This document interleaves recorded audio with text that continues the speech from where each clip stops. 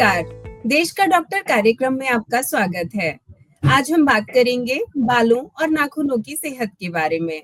बालों का पतला होना, बालों का टूटना झड़ना या बालों में नोट्स बनना, कई बार बालों का चिरना, क्या ये केवल बालों से जुड़ी समस्याएं हैं या शरीर के अंदर पनप रही किसी बीमारी का लक्षण?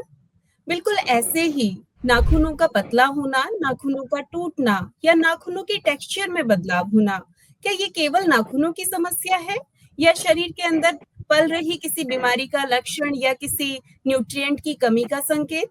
इस विषय पर विस्तार से बात करने के लिए आज हमारे साथ उपस्थित हैं सीनियर फिजिशियन डॉक्टर दिनेश त्यागी। सर, कार्यक्रम में आपका बहुत बहुत स्वागत है। धन्यवाद। नमस्कार। ये बिल्कुल जायज है कि बरसात के मौसम में हमें बहुत सारी समस्याएं बालों से संबंधित हो सकती हैं। ये जो बरसात का मौसम है ये एक्चुअली सभी कीटाणुओं के लिए, ह्यूमन बीइंग के लिए, सभी के लिए बहुत ही प्लीजेंट वेदर है। तो इसमें सभी चीजें बड़ी आसानी से ग्रो कर जाती हैं क्योंकि ऐसी कंडीशंस होती हैं जो बहुत ज्यादा फेवरेबल है लाइफ के लिए। तो ऐसे में क्या होता है कि ज्यादा ह्यूमिडिटी होने से और कई बार कई कारणों से, जैसे हम बहुत अच्छे से बालों को नहीं सुखा पाते या कई बार हमारा बारिश से एक्सपोजर हो जाता है, बूंदाबांदी में हमारा सर भीग जाता है, तो फंगल इन्फेक्शन के इंसिडेंसेस बढ़ जाते हैं, जिसकी वजह से कई बार हमारे कुछ खास हिस्से से हेयर लॉस हो सकता है, जिसको हम एलोपेशिया एराटा कहते हैं। उसके अलावा हमारी जो स्कैल्प है उसके अंदर भी बहुत सारे बैक्टीरियल इन्फेक्शन भी हो सकते हैं बरसात के मौसम में, और जिसे हम फॉलिकुलाइटिस कहते हैं या देसी भाषा में कहें तो वहां पे फोड़े फुंसी जैसी समस्या पैदा हो सकती है, तो वो भी इस मौसम में ज्यादा देखने को मिलती है। इसके अलावा और भी बहुत सारे कारण हैं बालों के गिरने के पीछे, बालों के ग्रेइंग के पीछे। उसमें जेनेटिक्स का रोल है, स्ट्रेस का बहुत बड़ा रोल है, क्योंकि आज की तारीख में हर आदमी बहुत ज्यादा कॉम्पिटिटिव हो गया है, हर आदमी टॉप पे जाना चाहता है, तो उसके चलते स्ट्रेस बहुत ज्यादा बढ़ गई है। और उस आपाधापी में हमारा खाने पीने का ध्यान भी बहुत प्रॉपर नहीं रह गया है और हम बहुत सारा जंक फूड खाने लगते हैं। इससे बहुत सारे विटामिन की शॉर्टेज हो जाती है, जिनकी वजह से हमारे बाल जल्दी गिरने शुरू हो सकते हैं, पतले हो सकते हैं या टूटने शुरू हो सकते हैं जल्दी से। इसके अलावा जो और कुछ कारण है वो बहुत सारी लोकल डिसीजेज हो सकती हैं या कुछ सिस्टमेटिक डिसीजेज हो सकती हैं जो हेयर लॉस में हमारा कंट्रीब्यूशन कर सकती हैं। हाँ, बरसात का अगर मैं बात करूं तो बरसात में इन्फेक्शंस का इंसिडेंस बढ़ जाता है, तो इसमें आपको विशेष तौर पे ध्यान रखना है कि अपने बालों को सुखा के रखें, साफ और स्वच्छ तौलिया इस्तेमाल करें और तौलिया किसी से शेयर ना करें। और जब भी कभी हम आपका एक्सपोजर हो जाता है कहीं बूंदाबांदी से, तो कोशिश करें कि अपने बालों को सुखा लें, और नहीं तो छाता साथ लेकर के आप बाहर जाएं।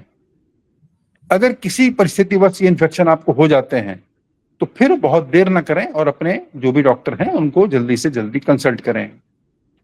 कुल मिलाकर स्थिति यह है कि हमें अपने आप को ऐसी स्थिति में खाने पीने का ध्यान रखने की जरूरत है जिससे विटामिन की शॉर्टेज ना हो, स्ट्रेस अपना कम रखें, रिलैक्सेशन की एक्सरसाइजेस करें, प्राणायाम का अभ्यास करें, जिंदगी में एम्बिशियस रहें लेकिन ओवर एम्बिशियस ना बने।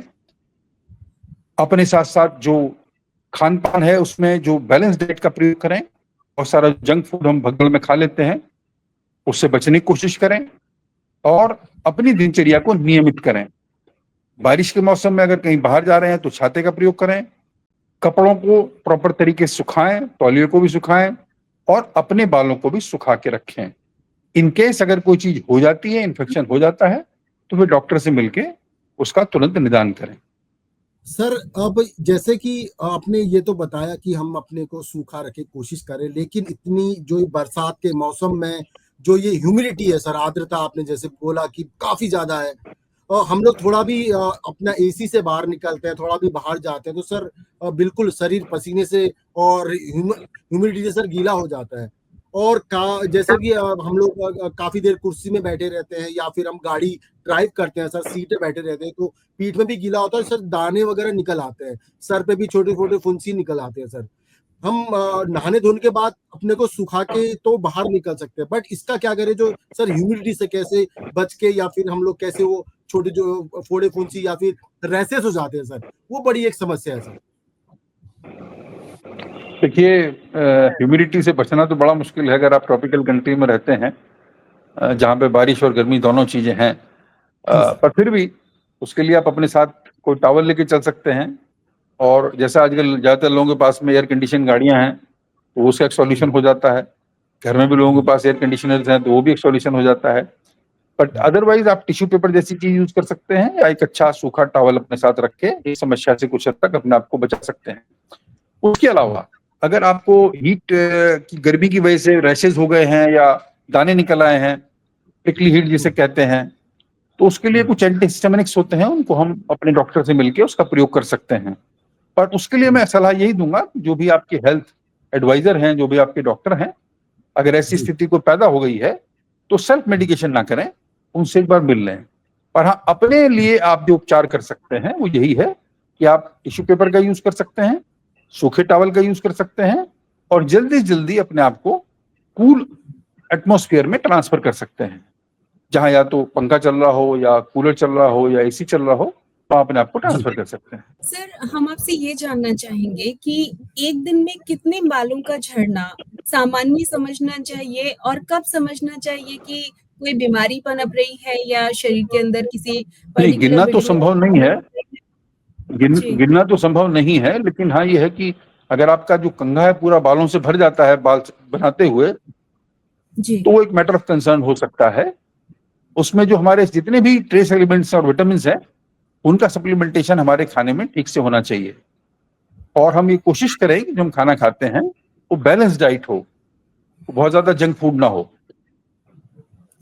सर, तो ऐसा तो कोई ही व्यक्ति मिले शायद जिसके बाल बिल्कुल ना झड़ते हो, यानी सभी को कोई ना कोई समस्या है। लाइक थोड़े बहुत बाल तो सभी के झड़ते हैं। नहीं, हमें थोड़ा थोड़ा बहुत सा बाल बता तो झड़ने आम दीजिए। आम समस्या, आम चीज है। और खास तौर पे जी। जो मेल होते हैं, उनमें एक मेल बाल्डनेस का पैटर्न होता है। आप देखेंगे मर्दों जी। में आगे की तरफ जो बाल होते हैं थोड़े कम हो जाते हैं, तो वो एक नॉर्मल पैटर्न है। जी। लेकिन अगर लिमिट से ज्यादा बाल गिर रहे हैं, आपके बाल रेरिफाइड होते जा रहे हैं, आपके इसमें सिर में पैचेज नजर आने लगे हैं, जहां पे गंजापन जी। दिखाई देने लगा है, वो मैटर ऑफ कंसर्न है। जी। तो सर ये जैसे कि ये वैसे हेयर फॉल तो वैसे ऑल वेदर में ही होता है, हर और पूरे बेहतर। साल भर ही गिरते हैं हल्का फुल्का, चाहे हम नहा रहे हैं या फिर कंघा कर रहे हैं, बाल बना रहे हैं, गिर जाते हैं, हेयर ड्रायर यूज कर रहे हैं। बट सर, क्या बरसात के मौसम में मानसून जब चरम पे होता है, ह्यूमिडिटी का स्तर अपने काफी ज्यादा होता है, तो उस समय क्या ज्यादा बाल गिरते हैं? अगर गिरते हैं तो फिर इसके पीछे की वजह क्या है?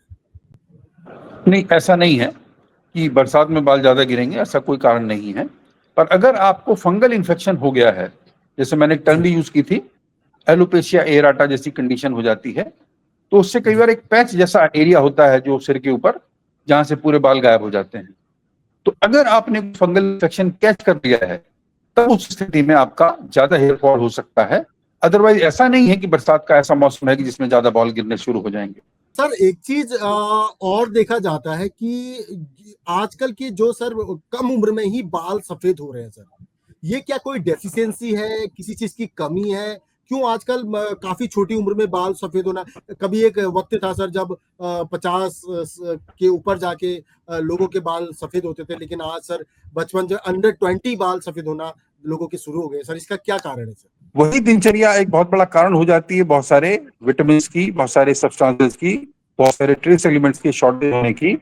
आपने जैसे बताया कि लाइफ स्टाइल और खान पान के कारण जो है वो कम उम्र में बाल सफेद हो रहे हैं, स्ट्रेस की वजह से सफेद हो रहे हैं। सर, हम जानना चाहते हैं कि किस उम्र में मानना चाहिए कि इस उम्र में अगर बाल सफेद हो रहे हैं तो ये नॉर्मल है। लाइक सामान्य रूप से किस उम्र में बाल सफेद होने चाहिए सर? कोई फिक्स एज तो नहीं है। जब आप चिल्ड्रन होने लगते हैं तो एक नॉर्मल ग्रेइंग ऑफ हेयर होता है।